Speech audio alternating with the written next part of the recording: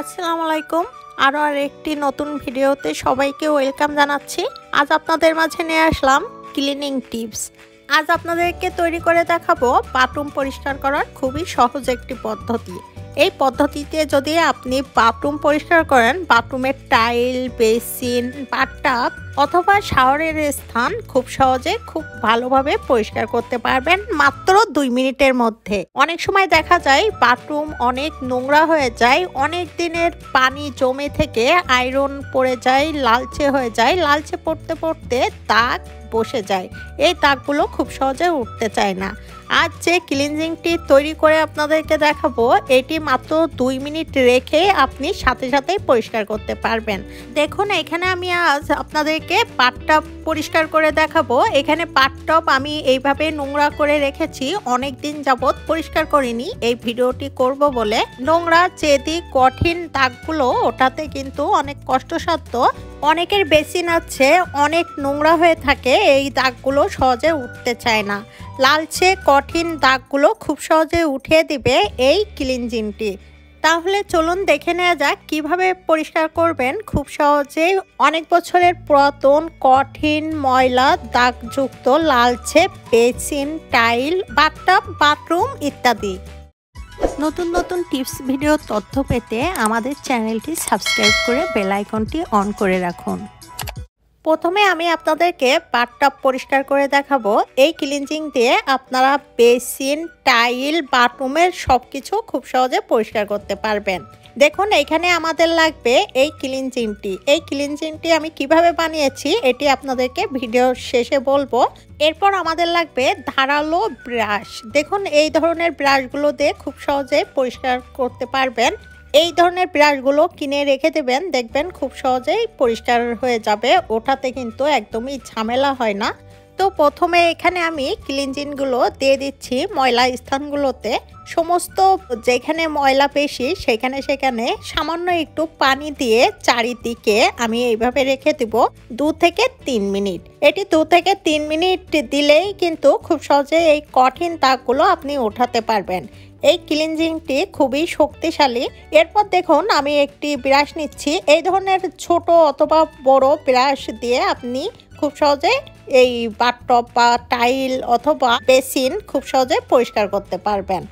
এখন আমি পরিষ্কার করে নিচ্ছি, আর এটি 2 মিনিট রাখলেই হবে। দেখুন, আমি এখানে 2 মিনিট রেখে দিয়েছিলাম। আর এখানে আপনি যখন পরিষ্কার করবেন হালকা হালকা গরম পানি ছেড়ে দিবেন, গরম পানি দিয়েই কাজটি করবেন। এখন যেখানে নোংরা, দেখুন কতটা নোংরা হয়ে দাগগুলো বসে গেছে। আমি ইচ্ছে করেই কিন্তু এইগুলো রেখে দিয়েছি, আমি এই ভিডিওটি তৈরি করব বলে। দেখুন, আপনাদেরকে আমি লাইভ দেখাবো কিভাবে এক ঘষাতেই পরিষ্কার হয়ে যায়। বাথরুম কতটা ঝকঝক করবে আপনারা নিজেরাই দেখতে পাবেন। তো এখানে আমি ছোট বড় যে কোনো ব্রাশ, একই ব্রাশ দিয়ে আমি পরিষ্কার করে নিচ্ছি এই ধরনের ব্রাশগুলো দিয়ে। দেখুন, এখন আমি পরিষ্কার করে নিয়েছি, এখন আমি ধুয়ে আপনাদেরকে দেখাবো। দেখুন, খুব সহজে কিন্তু দাগগুলো উঠে গেছে। পানি দিয়ে ধুলে বুঝতে পারবেন কতটা পরিষ্কার হয়েছে। এখন আমি হালকা গরম পানি দিয়ে খুব ভালোভাবে পরিষ্কার করে নিচ্ছি। পানি দিয়ে ধোয়ার পরে বুঝতে পারবেন কতটা পরিষ্কার হয়েছে। দেখুন কতটা পরিষ্কার হয়ে গেছে, আপনারা নিজেরাই দেখতে পাচ্ছেন। আমার বাথরুম কিন্তু আমি এইভাবে পরিষ্কার রাখি। এখানে যে টাইলগুলো রয়েছে টাইলগুলো এইভাবে এই ক্লিনজিং দিয়ে পরিষ্কার করে নেবেন, দেখবেন বাথরুম এমন ঝকঝকা তকতকা হয়ে যাবে।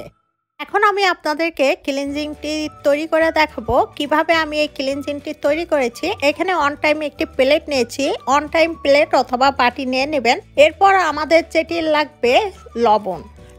আমরা যে লবণ দিয়ে রান্না করি সেই লবণই দিতে হবে, কেননা লবণ দিয়ে খুব সহজেই সব কিছু পরিষ্কার করা যায়।